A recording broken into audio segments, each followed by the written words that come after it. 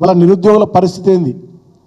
అదేవిధంగా ఇవాళ ఉద్యోగులు జేఏసీ ఏర్పాటు చేసుకుని మళ్ళీ పోరుబాట పట్టిర్రు.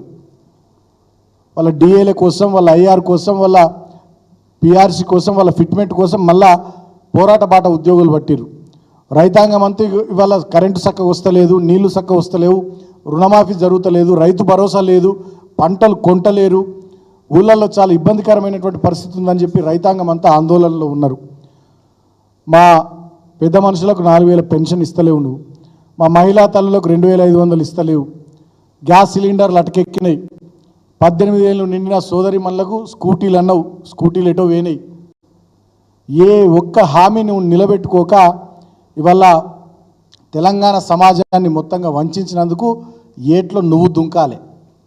హరీష్ రావును దుంకమనుడు కాదు, నువ్వు ఏట్లో దుంకాలి. ఒక్కటంటే ఒక్క కొత్త పెట్టుబడి, ఒకటంటే ఒక కొత్త పరిశ్రమ ఈ 9 నెలల కాలంలో తెలంగాణకు తీసుకురాకపోగా నీ వల్ల కార్నింగ్ అనే సంస్థ ఒక దిక్కుపోయింది, ఇంకో సంస్థ గుజరాత్ దిక్కుపోయింది. పెట్టుబడులు అనేకం ఇక్కడికి రావాల్సినవి వేరే రాష్ట్రాలకు డైవర్ట్ అయినా, ఇక్కడికి వెళ్ళి కొన్ని కంపెనీలు వెళ్ళిపోయినందుకు నువ్వు ఏట్లో దుంకాలి. గతంలో మా ప్రభుత్వం Ambedkar overseas scholarship, Jyotiba Phule overseas scholarship, మైనారిటీలకు అదేవిధంగా ఎస్టీలకు ఓవర్సీస్ స్కాలర్షిప్లు 20 లక్షల రూపాయలు ఇచ్చి విదేశీ విద్యకు ఎస్సీ ఎస్టీ బీసీ మైనారిటీలు చదువుకోవడానికి సకల సౌకర్యాలు మా ప్రభుత్వం కల్పిస్తే ఇవాళ అటువంటిది ఏది కూడా నీ ప్రభుత్వం చేయనందుకు నువ్వు ఏట్లో దుంకాలి. అంతేకాకుండా దళితులకు కేసీఆర్ దళిత బంధు 10 లక్షలు ఇస్తుండు, నేను 12 లక్షలు ఇస్తామని నువ్వు చెప్పినావు. ఒక్క దళిత కుటుంబానికైనా 12 లక్షలు కాదు, కనీసం పాత దళిత బంధు మేము ఇచ్చినయే మొత్తం అకౌంట్లు నువ్వు ఫ్రీజ్ చేయించినావు. అందుకు నువ్వు ఏట్లో దుంకాలి. డాక్టర్ బాబాసాహెబ్ అంబేద్కర్ విగ్రహం 125 అడుగులది హైదరాబాద్ నడిబొడ్డున మేము పెడితే కనీసం అక్కడ లైటింగ్ వ్యవస్థ లేదు, సందర్శకులు పోయిన వాళ్ళకి మంచినీళ్ళు ఇచ్చినోడు లేడు, ఆ పరిసరాలు పరిశుభ్రంగా ఉంచిన పరిస్థితి లేదు. ఆ మహనీయునికి నీ ప్రభుత్వంలో అవమానం జరుగుతున్నందుకు నువ్వు ఏట్లో దుంకాలి. అసలు ఈ రాష్ట్రంలో శాంతి భద్రతలు ఉన్నాయా? హోంమంత్రిగా నీ నాయకత్వంలో హైదరాబాద్లో మర్డర్లు, అల్లర్లు, దొమ్మిలు, దోపిడీలు, రాష్ట్ర వ్యాప్తంగా గంజాయి, డ్రగ్స్ విచ్చలవిడిగా స్వైరముకలు పెట్టేగిపోతున్న తీరుకు ఒక చేతకాని ముఖ్యమంత్రిగా, హోంమంత్రిగా పరిపాలనలో నువ్వు సరైన పనితనం చూపించనందుకు నువ్వు ఏట్లో దుంకాలి. విద్యాశాఖ మంత్రి ఉన్నావు నువ్వు, అకాడమిక్ ఇయర్ స్టార్ట్ అయితే పిల్లలకు యూనిఫామ్లు చక్కగా లేవు, బడులు చక్కగా లేవు, మధ్యాహ్నం భోజనం చక్కగా లేదు. గతంలో మేము స్టార్ట్ చేసిన చీఫ్ మినిస్టర్ బ్రేక్ఫాస్ట్ స్కీము నువ్వు పక్కకు పెట్టినావు. పుస్తకాలు లేవు, నోట్బుక్స్ లేవు. ఒక విద్యాశాఖ మంత్రిగా అసమర్థమైనటువంటి నీ పనితీరుకు నువ్వు ఏట్లో దుంకాలి. ఇట్లా చెప్పుకుంటూ పోతే చాలా విషయాల్లో నువ్వు ముఖ్యమంత్రిగా, హోంమంత్రిగా, విద్యాశాఖ మంత్రిగా, అదేవిధంగా రాష్ట్రంలో సరిగ్గా పరిపాలించలేని అసమర్థుడిగా, రాష్ట్రం యొక్క స్థాయిని తగ్గించే విధంగా మాట్లాడుతూ ఆ ముఖ్యమంత్రికి ఉండే హోదాను తగ్గించే విధంగా మాట్లాడుతున్నందుకు నువ్వు ఏట్లో దుంకాలి. చాలా మాటలు నువ్వు గతంలో చెప్పినావు చాలా సందర్భాల్లో. కొడంగల్లో ఓడిపోతే రాజకీయ సన్యాసం తీసుకుంటున్నావు, తీసుకున్నావా? కొడంగల్లో ఓడిపోతే మళ్ళీ పోటీ చేయి అన్నావు, మల్కాజిగిరిలో పోటీ చేసినావు కదా. సో అనేక రకాలైనటువంటి అబద్ధాలు ఆడినందుకు నువ్వేట్లో దుంకాలి. తెలంగాణ కోసం ఆనాడు ఒక సామాన్య కార్యకర్తగా కేసీఆర్ గారి వెన్నంటి ఉండి కేసీఆర్ గారి నాయకత్వంలో మడమ తిప్పని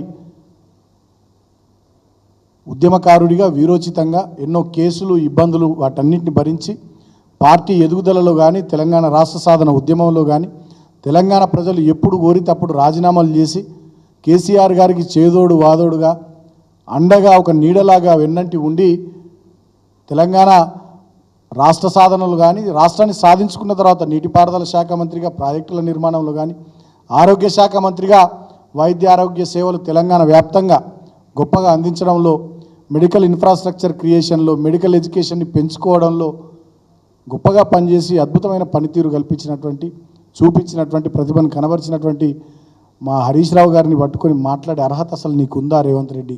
నేను అడుగుతా ఉన్నాను. నువ్వు జాక్పాట్ ముఖ్యమంత్రివి, కేసీఆర్ గారి గురించి మాట్లాడు అంటే ఇక అది నీ లెవెల్ కాదు, నీ స్థాయి కాదు. అసలు మా హరీష్ గారి గురించి మాట్లాడే అర్హత కూడా నీకు లేదు. ఆనాడు తెలంగాణ ఉద్యమంలో ప్రజల కోసం తెలంగాణ రాష్ట్ర సాధన కోసం సిద్దిపేట ఎమ్మెల్యే పదవిని చాలాసార్లు రాజీనామా చేసి అంతకుముందు మంత్రి పదవిని గడ్డిపోచలాగా తీసేసినటువంటి వ్యక్తి మా హరీష్ రావు గారు.